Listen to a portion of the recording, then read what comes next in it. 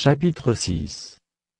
Job prit la parole et dit: Oh, s'il était possible de peser ma douleur, et si toutes mes calamités étaient sur la balance. Elles seraient plus pesantes que le sable de la mer, voilà pourquoi mes paroles vont jusqu'à la folie. Car les flèches du Tout-Puissant m'ont percé, et mon âme suce le venin, les terreurs de Dieu se rangent en bataille contre moi.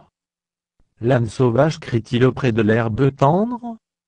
Le bœuf mugit-il auprès de son fourrage? Peut-on manger ce qui est fade et sans sel? Y a-t-il de la saveur dans le blanc d'un œuf? Ce que je voudrais ne pas toucher, c'est là ma nourriture, si dégoûtante soit-elle.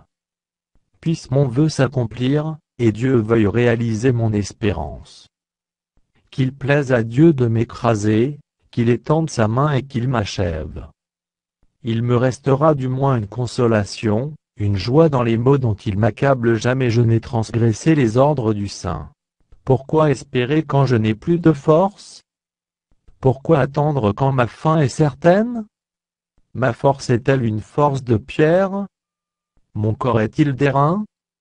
Ne suis-je pas sans ressources, et le salut n'est-il pas loin de moi? Celui qui souffre a droit à la compassion de son ami, même quand il abandonnerait la crainte du Tout-Puissant. Mes frères sont perfides comme un torrent, comme le lit des torrents qui disparaissent. Les glaçons en troublent le cours, la neige s'y précipite.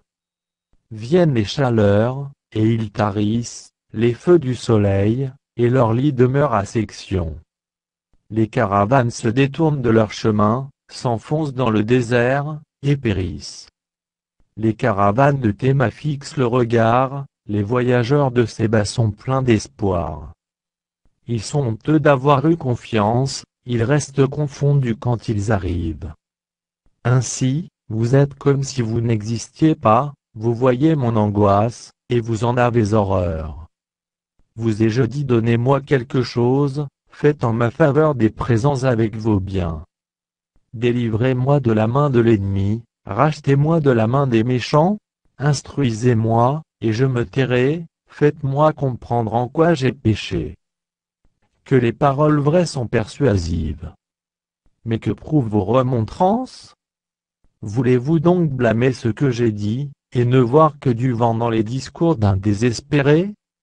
Vous accablez un orphelin, vous persécutez votre ami. Regardez-moi, je vous prie. Vous mentirai-je en face?